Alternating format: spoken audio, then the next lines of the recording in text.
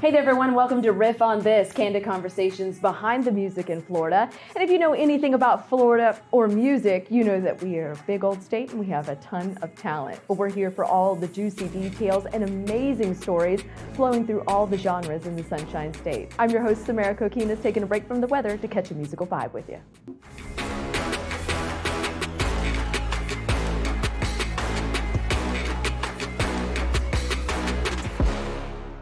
Battle rap. You've probably heard of it and have even seen it. It's an art form, and to many, even a sport among two rappers that go head-to-head improvising lyrics, often packing a fair share of insults, all for the crowd's ultimate reaction. Many of the most renowned MCs from the 80s came up as battle rappers. In Orlando, you hear the name Mad Illz, and by starting Grind Time, a lot of people refer to him as a hip-hop community builder. LED, screen, freestyle, and I know that's flow. My name is Mad Illz, and I am from Orlando. I was known to put you beneath miniature man. I've been rapping ever since I was the tadpole.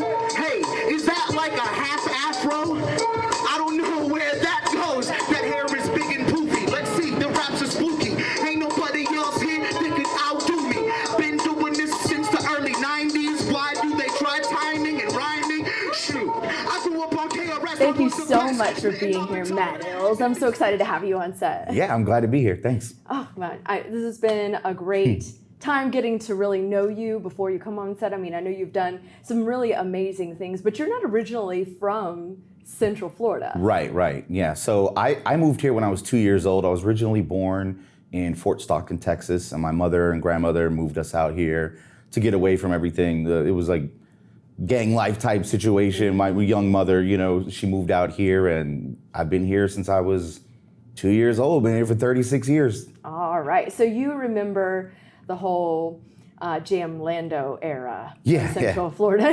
Yeah. So how did you originally get into music, and what are some of the things that you've done in your career that have really been kind of like moments where you're just like, oh, that's awesome. Oh, I can add that. Well, my family was always in the arts. A lot of them are painters, poets. My grandfather taught me how to play guitar by ear when I was a kid. And when we moved out to Central Florida, living in Orlando, I always wanted to be like my older cousin. I liked the music that he listened to. He listened to hip hop music. And that's where my love of hip hop music and music in general came from. But my grandmother listened to country music. My parents listened to heavy metal. They brought me to all different kind of genre concerts since I was a kid. So I was very much involved in watching the live aspect of musical performance. And that's what I fell in love with. That's what made me want to do it. When I was in 5th, 6th grade, something like that's when it came on heavy. To go first from Team Illz. Do you want to go first, Team Illz? Okay, perfect. So, I mean, I could go last and go against you. You're giving me the look. Illz don't want it with me. Hey! Actually, Hey, I'm going last. Yes. Last. Steph has already destroyed every member of Free Daps in battling, and Illz hasn't battled her yet. And like in the dressing room earlier, he was like, "Bro, I want Steph. I'm gonna make this happen." So they will be the grand finale. What everybody's been waiting for. Yeah. All right. Alrighty. Our topic we're gonna do is food. Which is appropriate because I'm finna eat. Woo! All right. This is the deciding round. All food related. All right. Let's get some food suggestions. What's Cheetos? first? All right, we could do Cheetos. We could do Cheetos. I got Cheetos. Okay. I'll take burgers. Okay. All right. Burgers? All right. Team Steph all the way. Let's go. I couldn't beat her, so now I joined the winning team. Let's go. Yeah.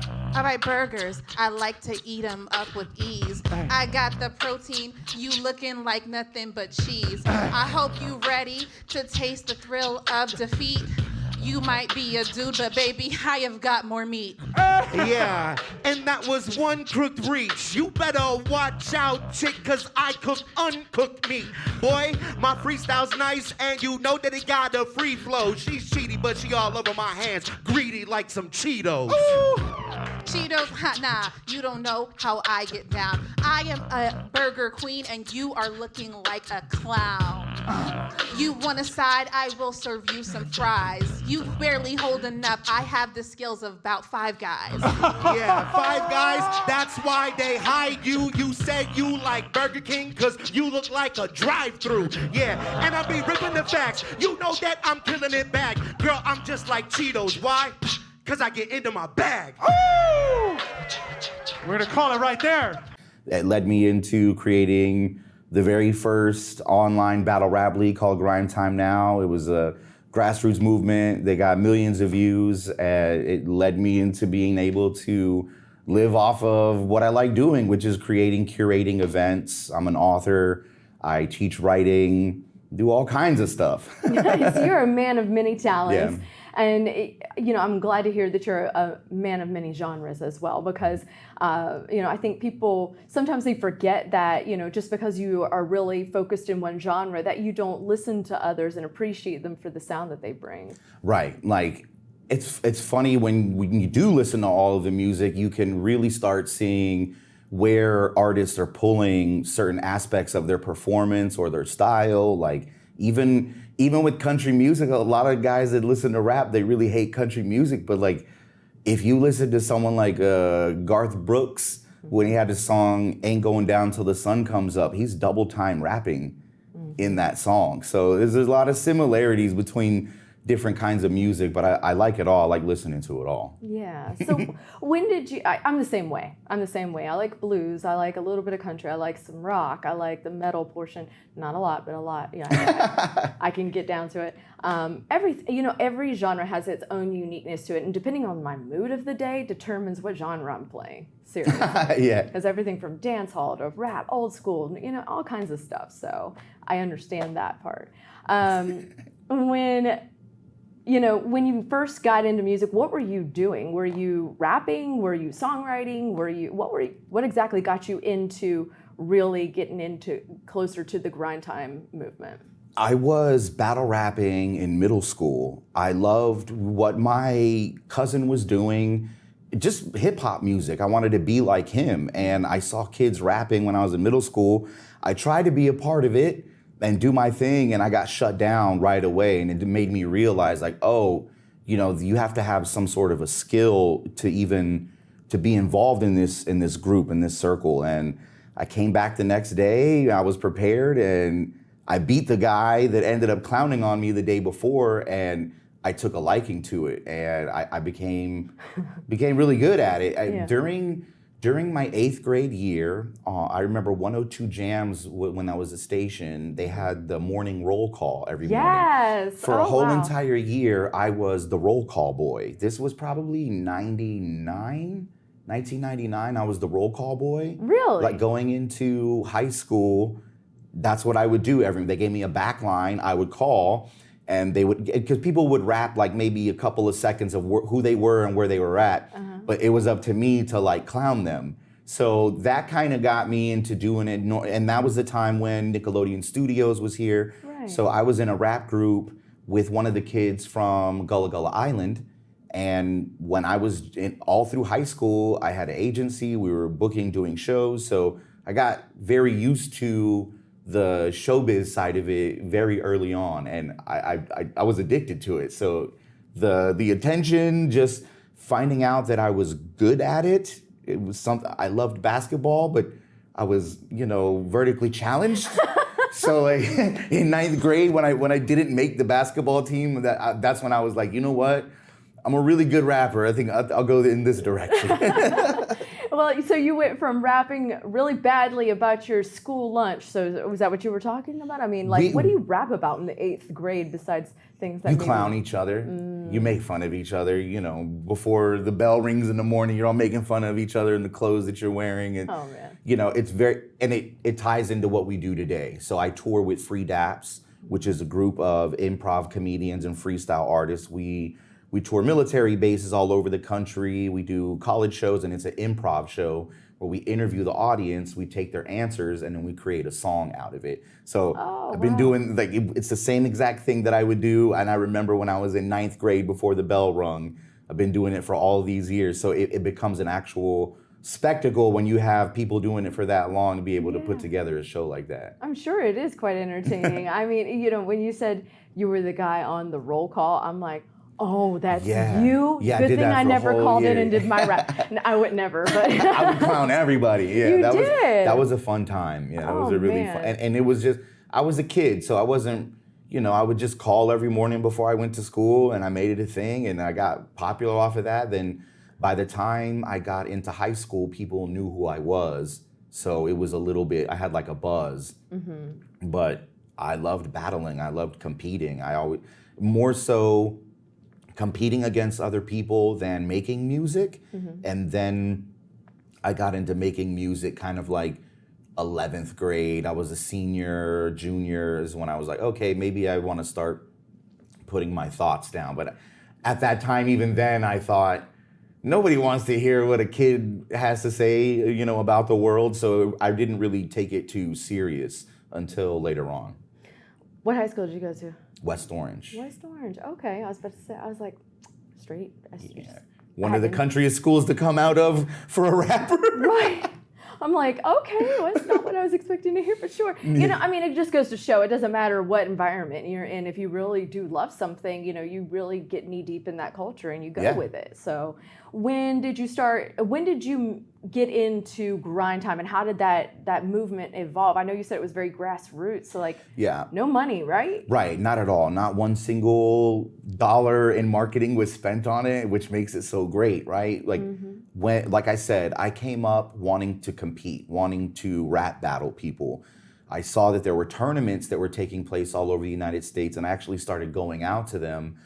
When I was a senior is when I started going, I joined the Marine Corps, and through there is when I met other people from other places and started competing. I started traveling a lot and battling at Scribble Jam, which took place in Cincinnati, Ohio.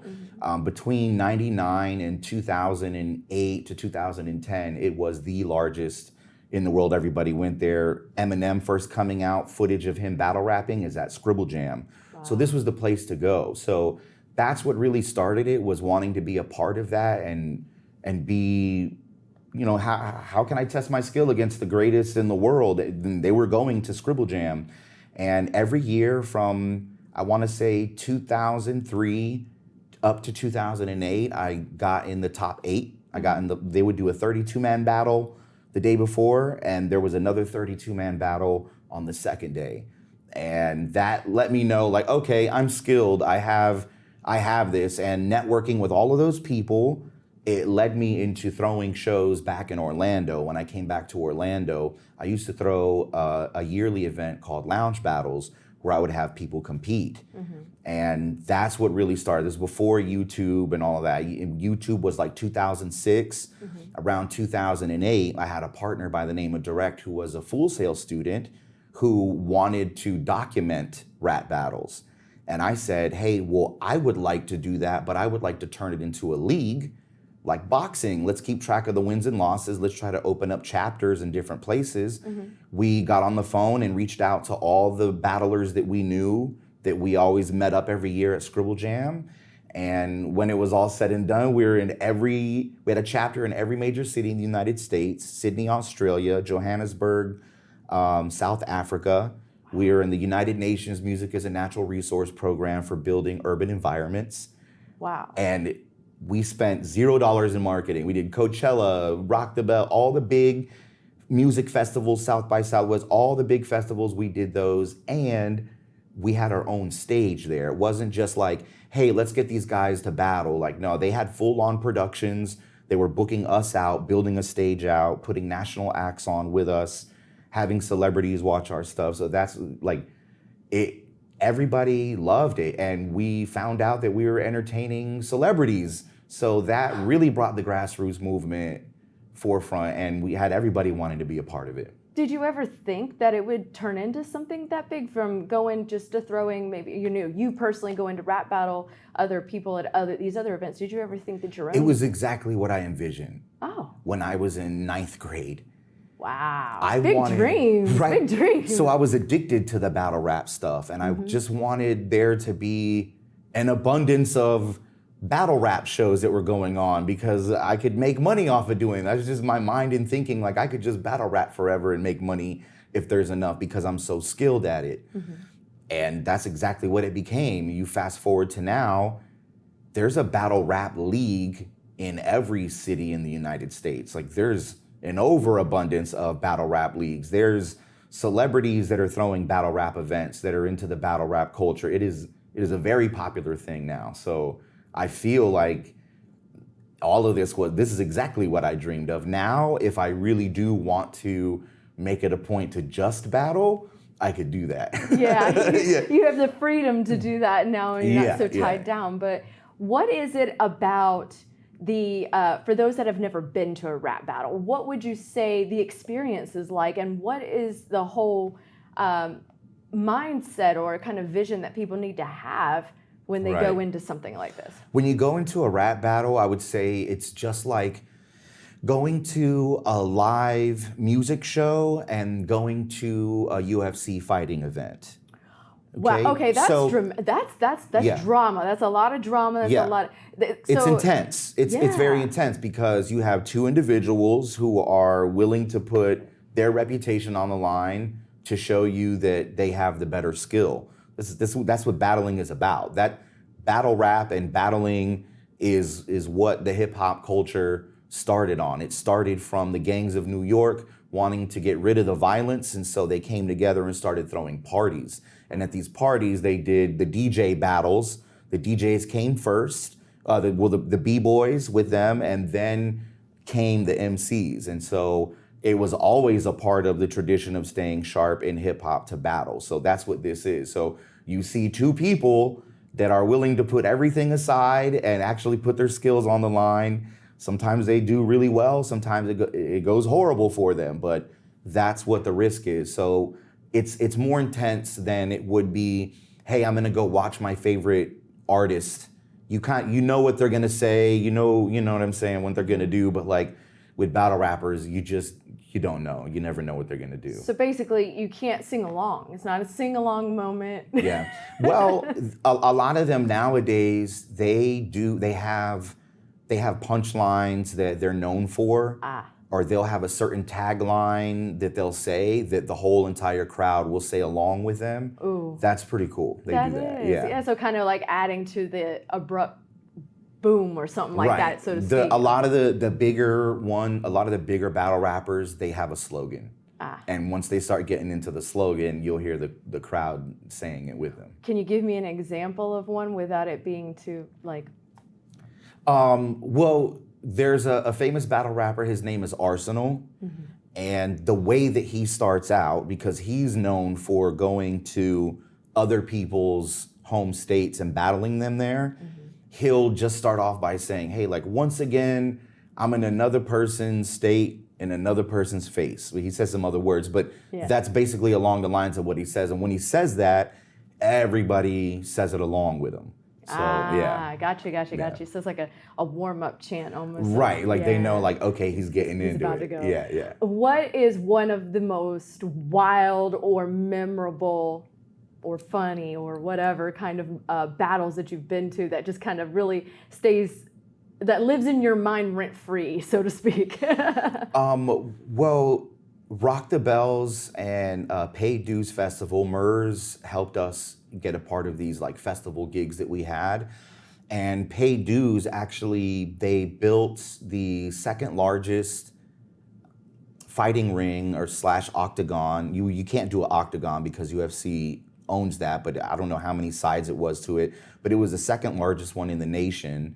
They built it out as a stage and we actually had battles inside of it. So we had 5,000 people around the cage. We had Immortal Technique, Slaughterhouse, there was a lot of people there judging it. Alchemist, famous producer, like a lot of people were there judging it. And that was my favorite because on the breaks, we would go outside and the radio station that was sponsoring the festival would have us battle. And I actually battled one of our artists that won that tournament. So it was fun. That day was fun. And I try to make sure that all the events that we throw from that day forward brought that same attitude and vibe. That was definitely the one. Wow. It sounds like it kind of is not just going to see two people kind of duke it out via words, but more so, it sounds like a whole experience when you're there.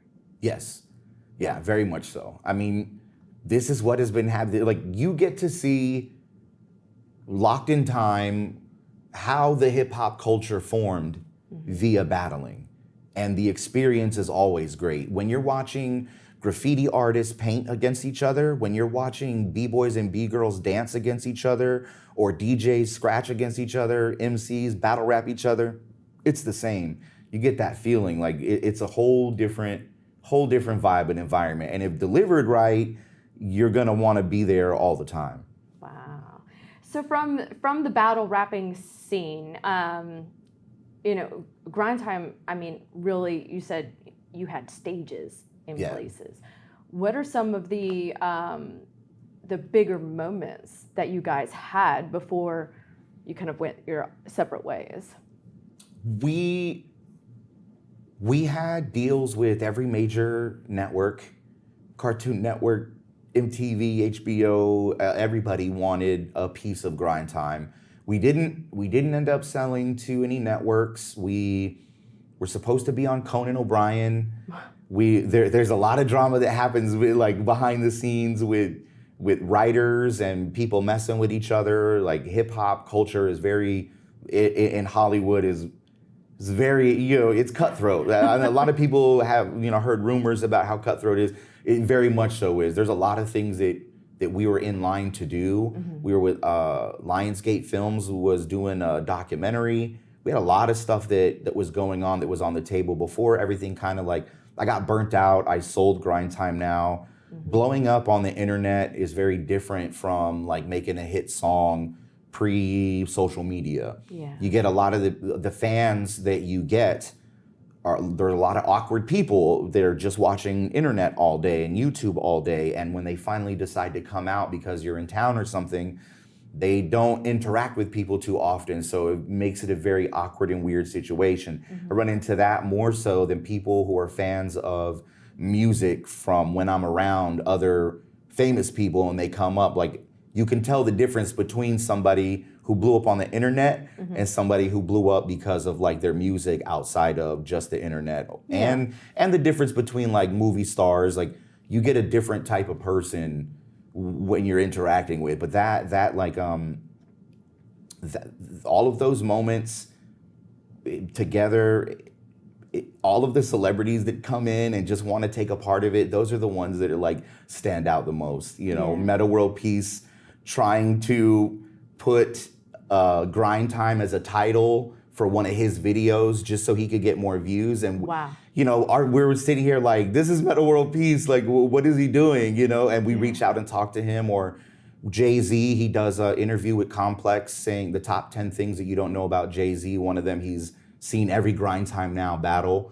So when things like that drop, or when Barack Obama quoted one of the famous battle rappers' lines for another league, it makes everybody go crazy. It makes the culture of it go crazy. So those parts, they stick out, but there's a lot of those. There's a lot of that. I can't pinpoint any kind of like particulars except for the the ones I said, but I know I'm missing out on a bunch of them. But it's okay. When you have an extensive history like that and you do so much in a great deal of time, it's hard to remember everything that you did. I can't remember what I did yesterday, so you're doing better than me. When we talk about moving into more of the producing and kind of yourself as an artist, you were up for nomination for a Grammy this year, right? Right. So I've been writing all of my life. I've been a rapper all of my life, and within the past few years, I started toying around with different genres. I'm 39 now, and I wasn't into trying to go after, being a famous rapper. And I've learned that my success comes from the platforms that I build for other people. So I've just been blessed enough that I'm able to do music behind it and still get booked to do the music. So I can afford to experiment outside of just being a rapper. And the first song that I actually wrote that has a R&B vibe to it is Toxic Love. So I sang this song at a podcast interview that I did, and this record label out of New York, they seen it and they hit me up, they signed me. I got distribution through The Orchard, that's Sony's label. And the very first song was Toxic Love, and that got me in consideration for a Grammy for 2022. Wow. So just out the gate, being in the conversation and saying like, hey, this is the first time me going into another genre, that motivated me to make all the stuff that I make now. And like that motivated me to curate the art, to try to get into different things. And then that built my company for creating, curating art shows and stuff like that. So it was all from learning, just having the confidence of getting out of my shell and saying, well, I've been a rapper this whole time. Everybody knows who I am. I'm old enough to where like, no matter what I do in life, they'll always know me as Mad Illz. So like maybe I could just try to do other things without having to worry about, is that gonna hurt what I'm doing? And that's how it happened. So you're going to obviously have a Mad Illz K-pop band, and obviously we're going to do some country. Because I'm bringing back the sweater vest. Remember? Yes, I do. Wow, wow. Okay, when moving... The thing is we joke like this all the time. And I knew it was somehow going to get into this episode, which I thoroughly enjoy because I think people should know exactly, that we are the jokesters that we are. So I'm not being mean to the listeners and viewers, I promise. We joke There's like someone this. mad right now wearing a sweater vest watching Somebody it right is now. so mad. They're like, wait a minute. It's back though, the 90s fashion.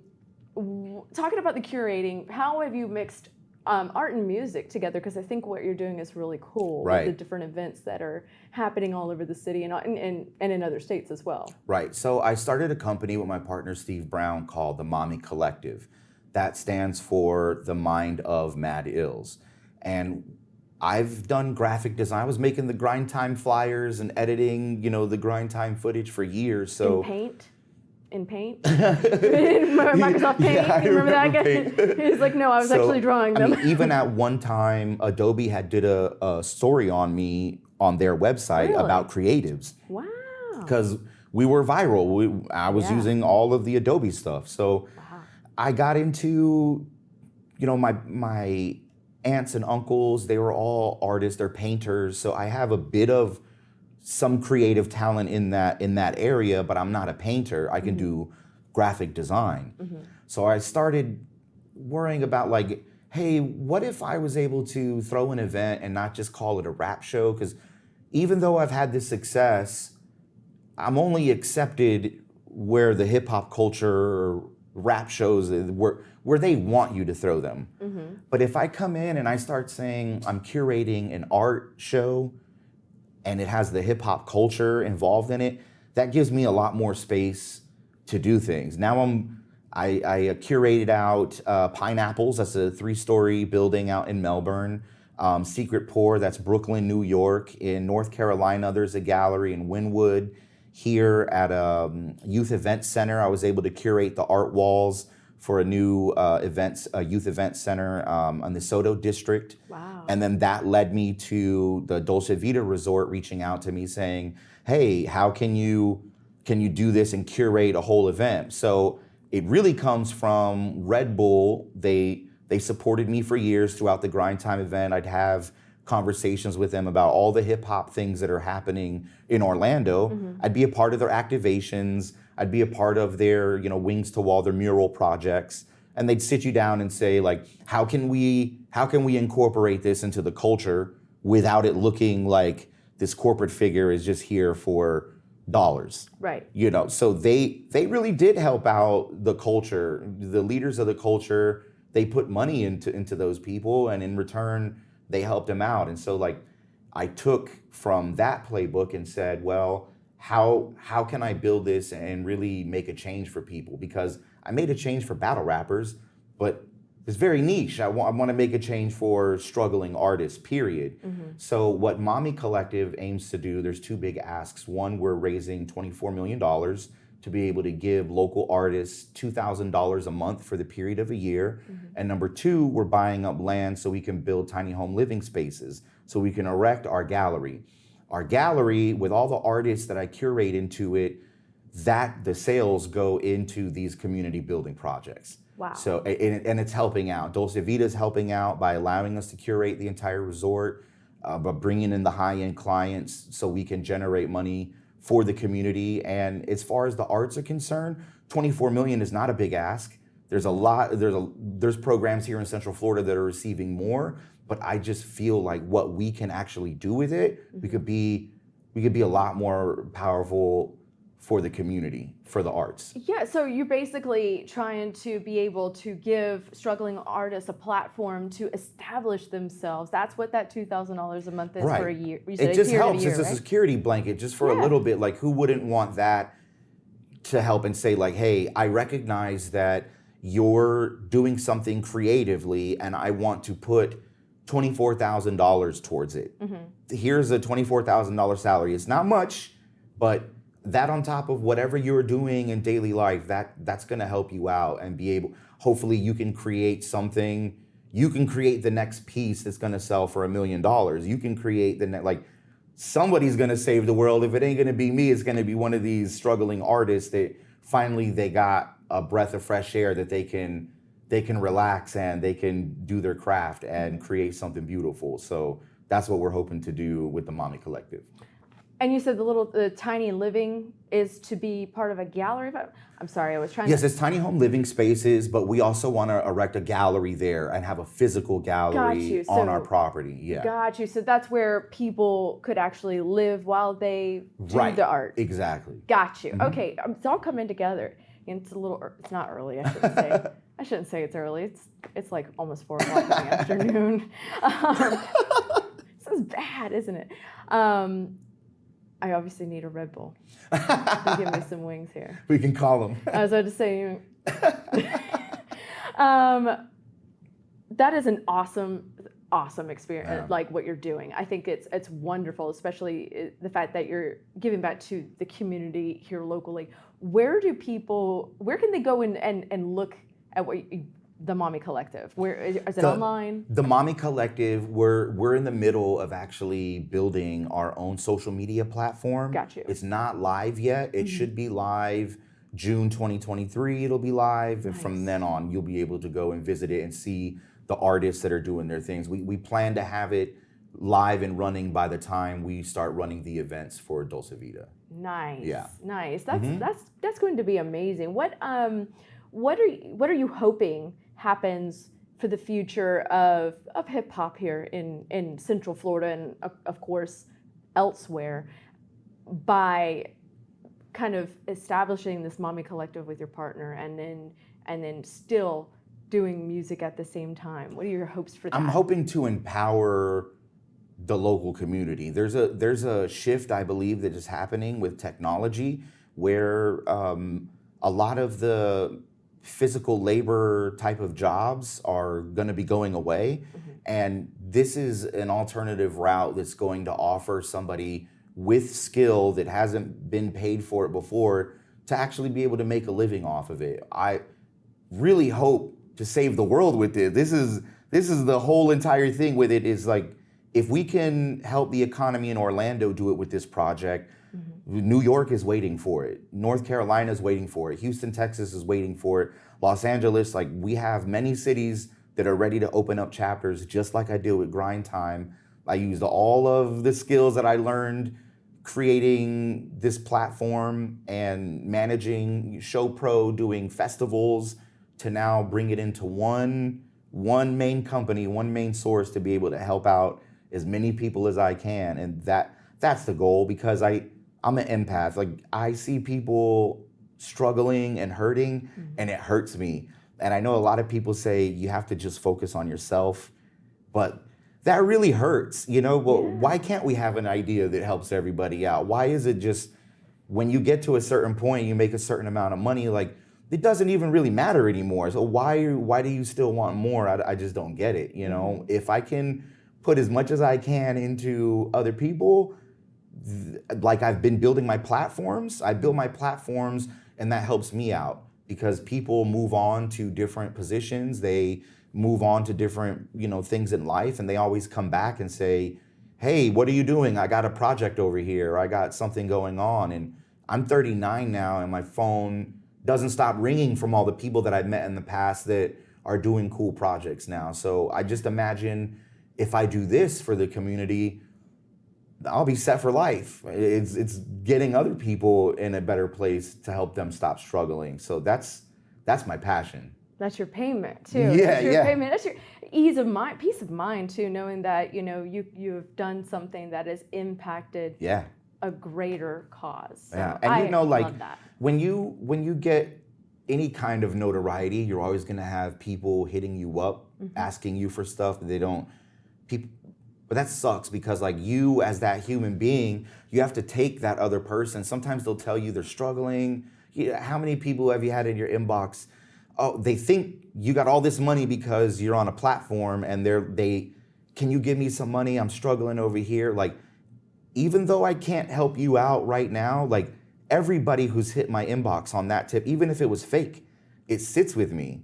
It sits with me because I think, man, there's a human on the other side of the line over there they're so down in life that they had to go beyond their own pride and ask somebody else for help. And I hate doing that. It's hard for me to do that. So it sticks with me, even if it's fake, even if it's somebody scamming, trying to get money.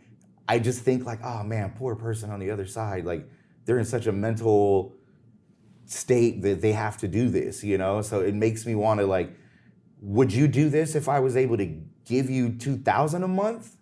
And like, because then you wouldn't have an excuse. Then you'd be forced to do that. And we bring in education behind it. So hopefully we're teaching people better habits, better ways of living, and unlocking their creativity.